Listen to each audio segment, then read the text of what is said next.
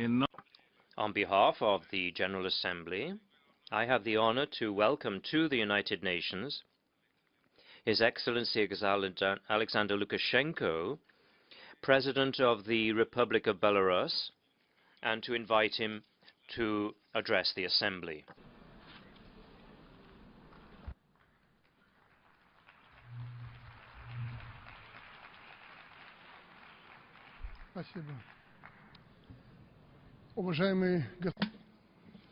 Mr. President, ladies and gentlemen, 70 years ago, after the end of the Second World War, mankind had a hope that a just world order based on universal understanding and cooperation may be established.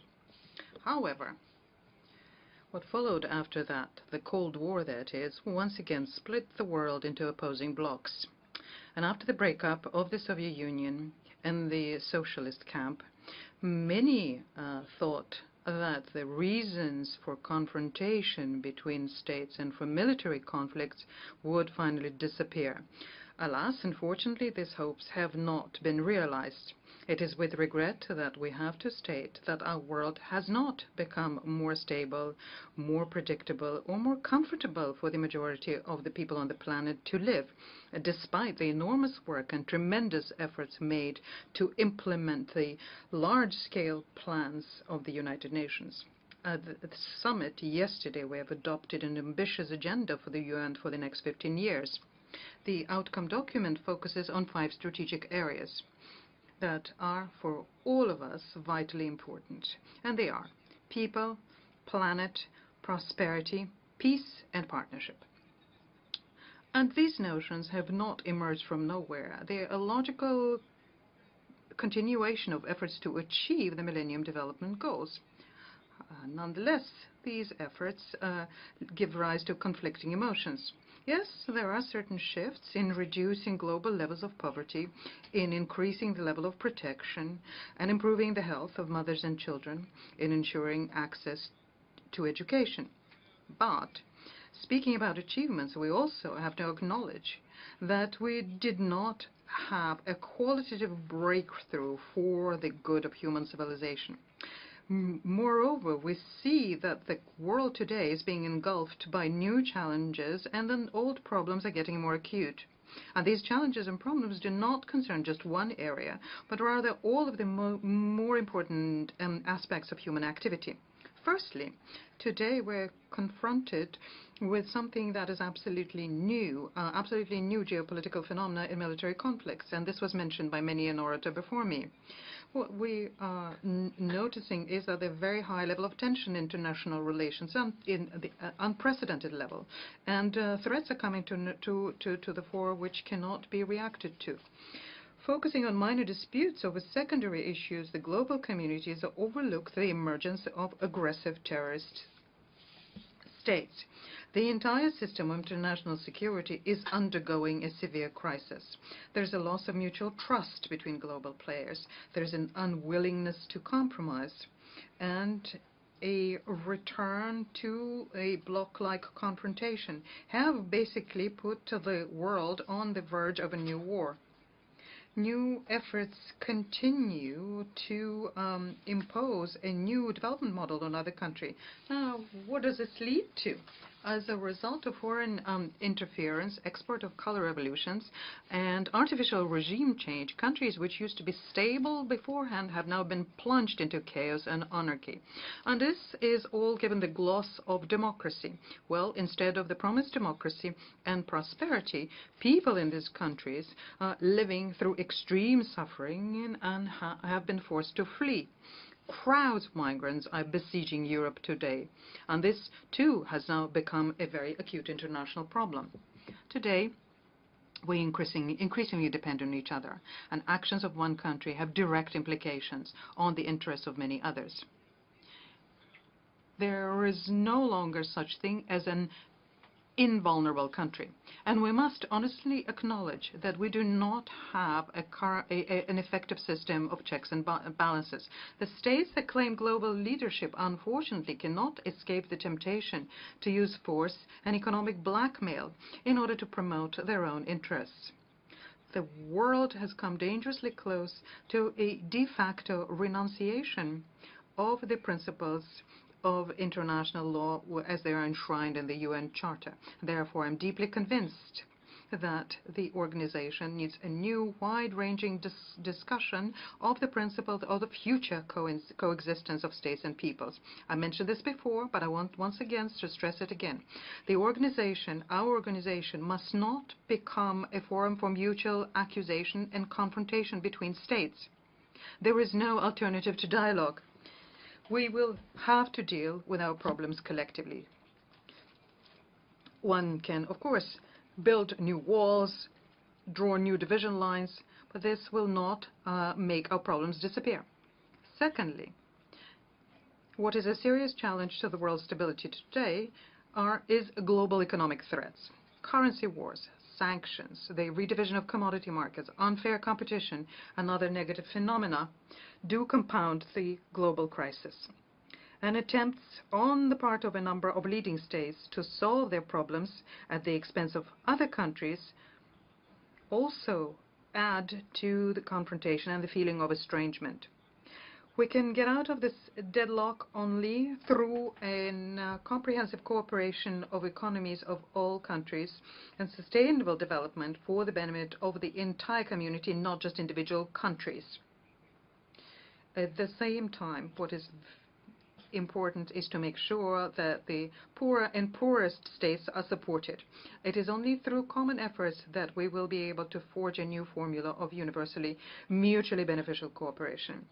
And we suggest that as a foundation for this is an integration of integration as the most topical trend of the modern world. Just take a look at how many new integration groups and entities have emerged recently. And today we're talking about the prospects for cooperation between the European Union and the Eurasian Economic Union, about the large-scale Great Silkway project, about creating the Trans-Pacific Partnership and the Transatlantic Free Trade Zone, and dozens of others. If we succeed in avoiding unnecessary and dangerous competition amongst integration models and instead make them compatible and complementary to each other, we will be able to establish a global integration structure which would cover the entire planet and closely link different regions and whole continents. Such a paradigm would provide for peaceful coexistence of different nations and states united by the common purpose of progress and prosperity. The value of the integration process lies in its democratic nature.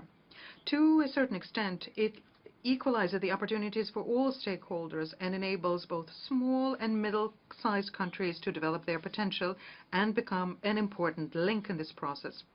The key prerequisite for integration is mutual benefit.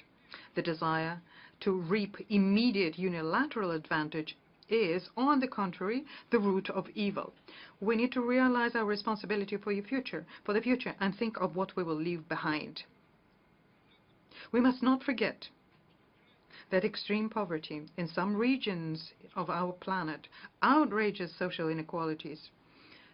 Disproportion between states, lack of opportunities, first of all among the young people, creates fertile ground for international terrorism and organized crime.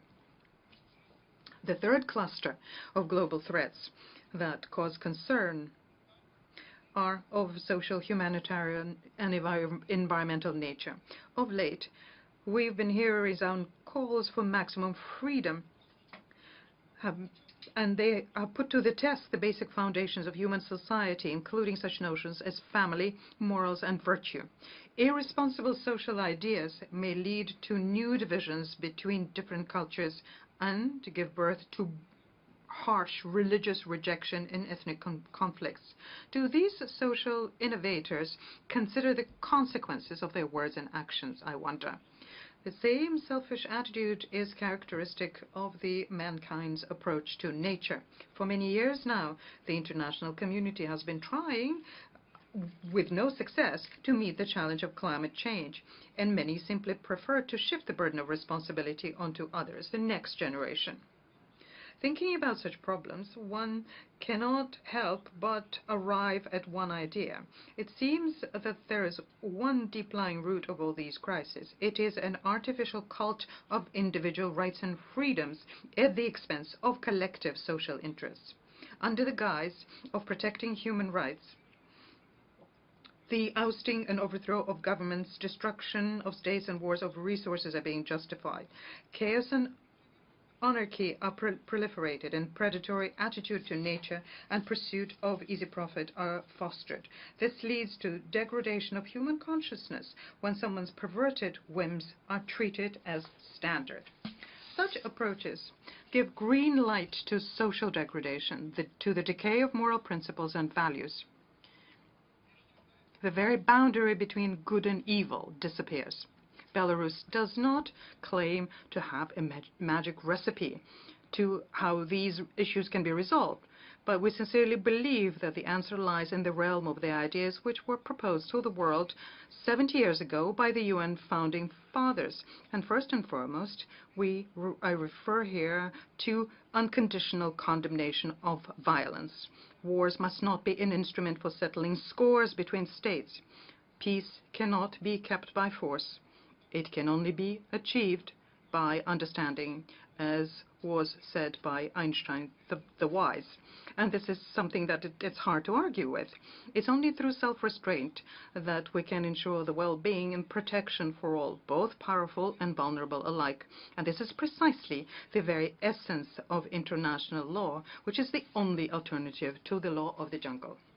Belarus will always support any and all effort and initiative aimed at strengthening the system of international law, and this is our key foreign policy priority. However, peace and security globally alone cannot safeguard peace and security through the world. What is also needed is to create at the international level decent conditions of life for every individual. I'm deeply convinced that only a strong state can adequately cope with such a task. It's paradoxical, but humanity has entered the 21st century with a large number of failed and ineffective states. Now, what is a failed state? It's basically the absence of the rule of law and stability, outrageous inequality and extreme poverty, lack of innovation, and the absence of healthy moral values amongst the young. We in Belarus understand this very well. Over the past 2 decades, we have been purposefully building a sovereign, independent state with a socially oriented economy. We have paid and continue paying utmost attention to the policies that strengthen the family and help young people fully realize their potential. Let me be frank, we're very concerned by the ongoing destruction of the traditional family values in a number of countries. We particularly do not like being invited to accept certain moral deviations and various social innovations as natural. I do not want to dwell this too much. I am afraid I will get bogged down here and will be criticized. But I feel compelled to ask the following. Who is going to be giving birth to children? We will do everything to ensure that our grandchildren and their descendants preserve socially nurtured moral values, good traditions of spirituality and culture. And I can assure everyone with absolute confidence that anarchy, lawlessness, and violence will never find room on the soil of my country, no matter what guise they take, including democracy. We are strong and self-assured enough not to let them in from the outside. A stable Belarus will continue to remain a provider of regional and international security. We intend to forge equal and mutually beneficial and respectful relations with all countries around the world. Good neighborly relations and mutual assistance are of special value to us, and that is why we strive for a peaceful settlement of the crisis in brotherly Ukraine as well as in other hotspots on the planet. Belarus will continue to be actively engaged in collective efforts to meet global threats and challenges, first and foremost within international organizations. These organizations have invaluable expertise and potential, and Belarus can offer the international community her experience, although limited, in tackling a number of problems. For example, the Chernobyl disaster and eliminating its consequences, dealing with the issue of trafficking in people. Thinking about our national experience, I can reach the following conclusion, and it is that only an alliance of strong, responsible, and effective states united by the system of international law can adequately respond to modern global threats and challenges. And here, in this regard, the role of the United Nations is crucial. These days, we hear a lot of criticism about the UN, and the Republic of Belarus, of course, shares the key idea that the United Nations should keep abreast of the times. But the important thing here is that as we reform, let's make sure that we do not throw out the main thing, namely that we need to keep intact the principles and goals of the UN Charter. It's important also to understand that the UN, as I said on many an occasion, is all of us. And depending on how coordinated and constructive we will be, that will determine the well-being of the world community. Mr. President, I certainly do not want to sound once again as a prophet here on the second day of our work. But we cannot escape the feeling that what we're witnessing in the world is a specter of a new massive war. We must not allow this sinister vision to turn into reality. Yesterday, we discussed very important issues, the program for the future of the United Nations, which is very important. But when we're talking about mentioning sustainable people to many people, to millions of people, this sounds as a sacrilege because they are dying. Children and the old people are dying. What we need to do is come together and pass one decision only, put an end to all wars and conflicts, to all of those which have erupted and are ravaging our planet. To conclude, I would like to quote an eminent personality, Nelson Mandela. This unbroken fighter for justice in the world once said, "Sometimes it falls on a generation to be great." You can be that generation. I hope very much that such a destiny will indeed befall our generation. I am confident that we will find strength and common sense to do whatever it takes to change the world for the better. That's the only option we have. Thank you very much.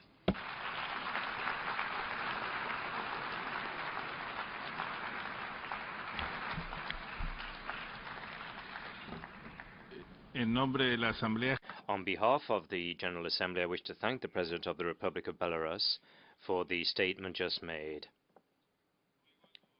May I request representatives to remain seated while we greet the President.